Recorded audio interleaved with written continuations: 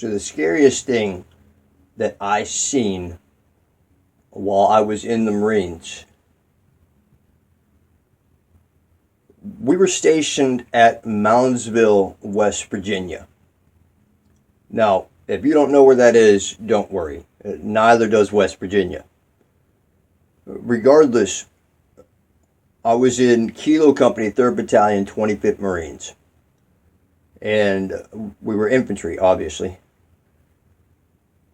Yet, we used to train at the Moundsville State Penitentiary. Now, if you don't know what that is, well, it's one of the top 10 most haunted places in the United States. Obviously, it used to be a prison, and they had a tuberculosis breakout, which caused basically the downfall of the place. Either way, we were doing urban warfare training one day inside the building. And what this is basically a squad is in there acting as the enemy, and we're going in there searching and destroying. Now, after the entire exercise was over, I was standing on the top floor with the other squad leaders. And we're in just like a semicircle. But the important part was that basically my back was to the door in question. Now suddenly everybody stops talking and points behind me. And I'm saying, what's going on? And I turn around just to see the tail end of this door like slightly moving. So I walk up to it and I try to shut it with my foot. Grunts, sometimes we don't use our hands. And the door was so damn heavy, I had to grab it with both hands and shut it. It's one of those prison doors, guys. It's fucking heavy.